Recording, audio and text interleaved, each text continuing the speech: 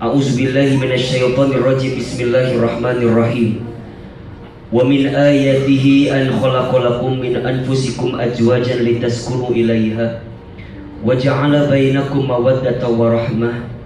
Inna fi dzalika laayatil liqaumin yatafakkarun. Faqala Rasulullah sallallahu alaihi wasallam, an-nikahu sunnati faman raghiba an sunnati falaysa minni.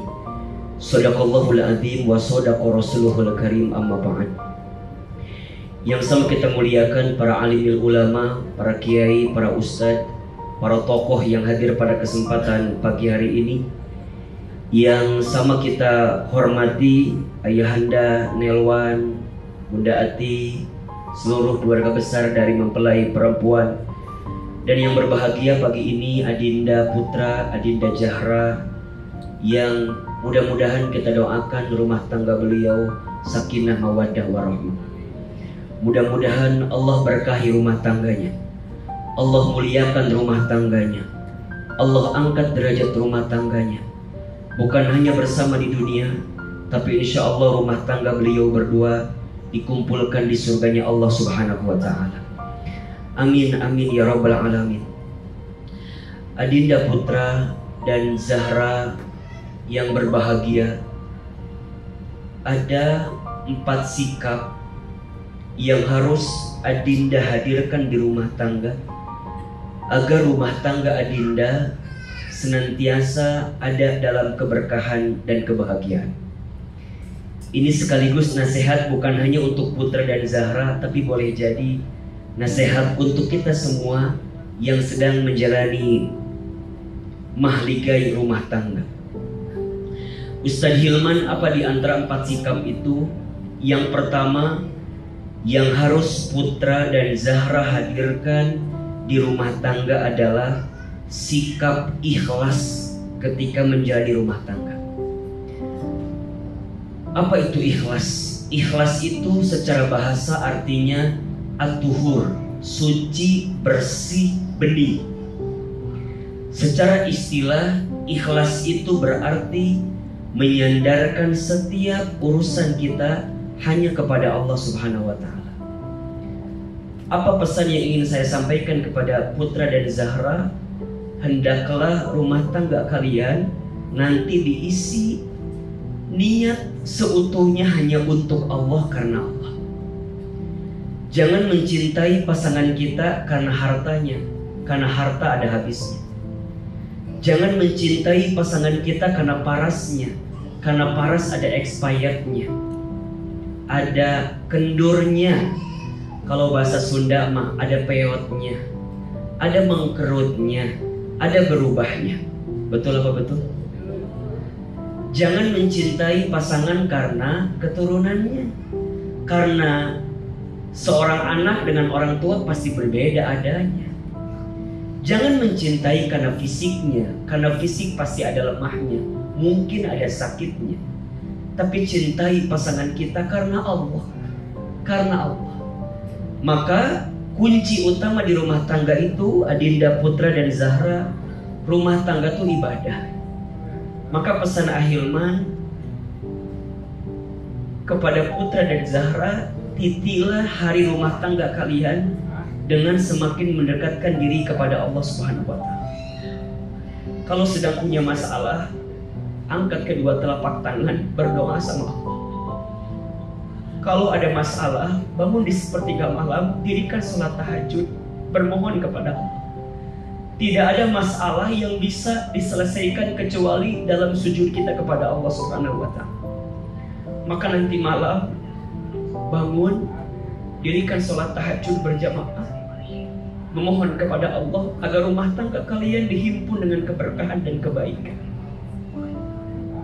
Kita tidak pernah tahu sebelum kalian berumah tangga, boleh jadi ada kesalahan yang pernah kita lakukan, boleh jadi ada dosa yang pernah kita kerjakan. Dan hari ini izin Allah, Allah mengumpulkan kalian berdua dalam mahligai pernikahan. Pernikahan kita karena Allah, dilalui di jalan Allah, dan tujuannya harus karena Allah. Ikhlas karena Allah. Jangan terlalu berharap kepada manusia, karena berharap kepada manusia itu patah hati yang disengaja. Jika ingin bahagia, berharapnya sama Allah saja. Innamal a'malu binniyat. Setiap perbuatan itu tergantung niatnya. Wa ma umiru illa liya'budullaha mukhlishina lahuddin.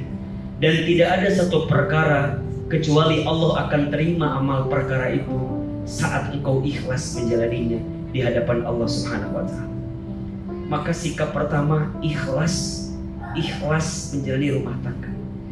Kalian dipertemukan karena Allah, disatukan karena Allah, nanti melangkah bersama karena Allah, dan dipisahkan pun nanti harus karena Allah. Apa tujuan kita? Bersama di dunia, bersama di surga. Maka putra, jadikan Zahra sebagai istri satu-satunya. Dan Zahra pun juga harus yakin bahwa putra adalah suami terbaik yang Allah datangkan untuk Zahra. Dan itulah yang akan menguatkan kita. Hati-hati dengan bicara. Jangan mudah mengatakan kalimat, mohon maaf ya, talak, cerai, benci, diharamkan dalam Islam. Jangan mudah mengatakan kalimat itu. Ketika Anda tadi mengatakan, saya terima nikahnya Fulana binti Fulan dengan mas kawin sekian-sekian dibayar tunai, apa maknanya? Saya siap menerima apapun yang ada di istri saya. Kebaikannya saya terima, keburukannya pun saya terima. Bahkan hari ini malaikat menjadi saksi, semesta menjadi saksi. Yang hadir di sini bukan hanya manusia wahai putra, tapi yang hadir di sini juga ada malaikat, beribu malaikat. Mereka menghimpun kita, duduk di antara kita. Bahkan mohon maaf, ketika tadi putra mengatakan saya terima nikahnya, itu bukan hanya janji kepada orang tuanya, kepada pamannya, atau kepada walinya. Bukan hanya itu, tapi putra sedang berjanji kepada Allah Subhanahu wa taala bahwa putra tidak akan pernah menyakiti perempuan yang putra nikahi. Maka yang pertama, sikap yang harus dihadirkan adalah ikhlas. Ikhlas karena Allah. Yang kedua, sikap yang harus dihadirkan di rumah tangga agar bahagia dan penuh keberkahan, sikapnya adalah sikap ridho. Sikap ridho. Ahilman, apa itu ridho? Ridho itu artinya sikap menerima apa yang Allah hadirkan dalam kehidupan kita. Kalau kita mencintai karena kelebihannya, itu biasa ya. Kalau kita mencintai pasangan karena sesuatu yang menarik dalam pandangan kita, itu biasa. Tapi bagaimana ke depan putra dan Zahra harus bisa menerima kekurangan yang ada di pasangan kita. Punten, mohon maaf, mungkin sebelum menikah kita taunya yang baik-baiknya saja. Tapi nanti setelah berumah tangga, putra atau Zahra akan tahu apa kekurangan dari pasangan kita. Maka apa kuncinya? Ridho. Ridho. Kelebihan pasangan jadi pahala syukur, kekurangan pasangan jadi pahala sabar. Syukuri kelebihannya, tutup kekurangannya. Hari ini banyak, mohon maaf ya, pasangan rumah tangga yang suka menceritakan aib pasangannya di sosial media. Jangan sampai. Pasanganmu itu adalah pakaian untuk dirimu. Jadi apa yang ada di pasanganmu adalah tentang dirimu. Maka jangan pernah menceritakan tentang aib pasanganmu kepada orang lain. Terimalah apa yang Allah berikan kepada kita, itulah yang terbaik. Itu namanya sikap ridho. Kalau Zahra, kalau putra ingin Allah ridho dengan kehidupan kalian berdua, kuncinya putra dan Zahra harus ridho dengan semua ketentuan Allah. Boleh jadi ya, setelah ini kita lihat kok istri saya begini ya, kok suami saya begini ya, kok kayaknya beda harapannya sebelum nikah, kayaknya nggak begini harapan saya, kok datangnya begini. Ridho, terima, terima, terima, terima. Ingat satu ayat dalam Al-Quran, surat Al-Baqarah ayat 216. Boleh jadi kamu membenci sesuatu padahal itu baik bagimu. Boleh jadi kamu menyukai sesuatu padahal itu buruk bagimu. Allah lebih tahu sedangkan kamu tidak mengetahui. Bagi Zahra, mungkin nanti ya ada sesuatu yang kurang di suami kita, terima sebagai bagian kebaikan yang Allah tanamkan kepada kita. Apalagi kalau kelebihannya. Kalau nanti putra membawa nafkah bagi keluarga, terima. Ingat, rizki itu bukan seberapa banyaknya, tapi rizki itu seberapa besar berkahnya. Kalau seberapa banyak, pasti tidak akan pernah puas sampai kapanpun. Tapi kalau berkah yang dicari, itulah yang menenangkan dalam kehidupan kita. Banyak para istri perempuan yang ditempatkan di api neraka karena apa? Karena kurang menerima apa yang suaminya berikan. Awal nikah pasti ujiannya banyak. Dikali ke rumah tangga 5 tahun pertama itu luar biasa. Mungkin putra pekerjaannya belum apaan, mungkin penghasilannya masih 1 digit. Terima saja, pelan-pelan dampingi. Karena cinta terbaik itu bukan dia yang siap menunggumu di puncak, tapi cinta terbaik yang siap menemanimu saat mendaki. Catat buat status hari Senin itu ya. Jadi nanti ya temani, terutama Zahra ya. Hebatnya laki-laki itu biasanya karena ada perempuan hebat di sampingnya. Hebatnya laki-laki itu karena ada perempuan hebat di sampingnya. Maka putra akan jadi apa 10 tahun ke depan tergantung Zahra mendampinginya saat ini. Putra akan dibuat seperti apa, akan jadi seperti apa, tergantung bagaimana Zahra membersamai putra dari mulai saat ini. Dan ingat putra, sebaik-baiknya seorang suami adalah yang paling baik kepada istrinya. Sebaik-baiknya seorang suami adalah yang paling sayang kepada istrinya. Sebaik-baiknya seorang suami adalah suami yang bisa memuliakan istrinya. Maka nanti Zahra akan menjadi bidadari tergantung bagaimana perlakuan suaminya. Mulai hari ini belajar ridho, belajar nerima. Coba ditatap wajah masing-masing. Ya, Masya Allah. Ada perubahan atau enggak? Sama ya. Insya Allah. Nanti habis malam pertama ada perubahan insya Allah ya. Yang ketiga, sikapnya syukur. Sikapnya apa? Syukur. Yang pertama tadi apa? Ikhlas. Yang kedua, ridho. Yang ketiga, syukur. Apa kunci syukur itu? Sederhana saja. Man lam yaskurin nas lam yaskurillah. Tidak disebut bersyukur kepada Allah sebelum dia bersyukur kepada manusia. Zahra dan putra harus berterima kasih kepada orang-orang yang selama ini mencintai kita. Siapa di antaranya? Orang tua. Pesan Ahilman, kalau putra dan Zahra ingin dimuliakan dalam hidup, maka muliakan orang tua kita. Kalau Zahra dan putra ingin dibahagiakan di rumah tangga, maka bahagiakan orang tua kita. Ridullah fi ridul walidain wa sukhtullah fi sukhtil walidain. Ridhonya Allah ada pada ridhonya orang tua, murka bencinya Allah ada pada murka benci orang tua. Catat kalimat ini ya. Tidak akan pernah habis harta yang kita berikan kepada orang tua. Tidak akan pernah miskin seorang anak yang bisa memuliakan orang tua. Bahkan Allah akan angkat derajatnya. Allah angkat derajatnya. Allah angkat derajatnya. Tapi mohon maaf sebaliknya, jika putra dan Zahra tidak bisa memuliakan orang tua, maka boleh jadi akan banyak kekecewaan yang datang dalam kehidupan kalian berdua. Maka ingat, setelah berumah tangga bukan berarti kalian hidup berdua, bukan. Tapi justru setelah berumah tangga, kalian harus menghadirkan kebaikan-kebaikan kepada orang tua kalian. Putra Zahra masih punya ibunda, maka hormati ibunya Zahra sebagaimana putra mencintai ibu kandung putra sendiri.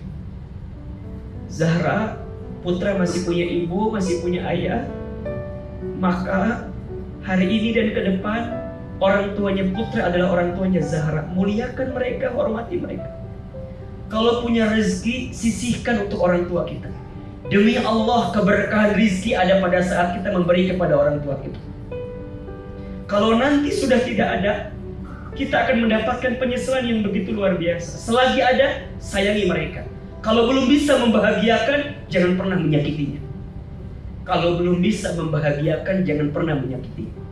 Apa kata Nabi? Rogima anfu, rogima anfu, rogima anfu. Celaka menyesal, celaka menyesal, celaka menyesal. Siapa? Mereka. Seorang anak, seorang pemuda yang masih punya orang tuanya, keduanya atau salah satunya, tapi mereka tidak bisa mendapatkan surga. Kenapa? Karena mereka belum sempat membahagiakan orang tua. Maka nanti Zahra, putra, sempatkan waktu silaturahim dengan keluarga, dengan orang tua. Hari ini udah gak ada bahasa itu ibumu, ini ibuku, gak ada. Kalimatnya diganti jadi ibu kita. Udah gak ada ini ayahku, itu ayahmu, tidak ada. Kalimatnya diganti menjadi ayah kita. Karena pernikahan itu menyatukan dua aku menjadi satu kita. Itulah pernikahan. Dan syukur terbaik saat kita mampu memberikan yang terbaik dengan apa yang Allah berikan dalam hidup kita. Bapak Ibu sekalian, ridhonya Allah itu dititipkan kepada manusia dalam 3 aspek. Yang pertama, ridhonya anak tergantung ridhonya orang tua. Yang kedua, ridhonya istri tergantung ridhonya suami. Dan yang ketiga, ridhonya murid tergantung ridho gurunya. Itu kunci kalau kita ingin mendapatkan keridhoan dari Allah. Ridhonya anak ada pada ridhonya orang tua, ridhonya istri ada pada ridhonya suami, ridhonya murid, ridho ada pada gurunya. Maka jemput kesyukuran kita dengan menghadirkan sikap terima kasih kepada orang-orang yang mencintai kita, wabil khusus orang tua kita. Yang keempat, ini kunci di antara semua kunci. Sikapnya sabar. Sikapnya apa? Sikapnya apa? Sabar. Apa ciri orang yang sabar itu? Simpel aja. Jangan mudah marah. Apa? Jangan mudah atau jangan marah-marah. Nanti cepat. Marah itu tidak akan pernah menyelesaikan masalah. Belajarlah dari baginda Nabi SAW yang pandai menahan marah. Ya, nanti kalau lagi kesal sama istri, jangan terus gimana dong? Sabar. Apa jawabannya? Sabar. Zahra, kalau kesal sama suami jangan apa? Jangan marah. Apa sikapnya? Sabar. Ustaz, sabar itu apa? Menahan diri dan mengendalikan diri untuk tidak melakukan sesuatu yang dibenci oleh Allah. Satu kali Nabi berumah tangga dengan istrinya Aisyah radhiyallahu anha. Bagaimana kesabaran Nabi? Satu kali Aisyah itu diceritakan membuatkan minum, judulnya manis tapi yang datang asin. Judulnya apa? Manis yang datang asin. Biasanya kita kalau judulnya manis yang datang asin, kira-kira marah atau tidak? Mungkin marah.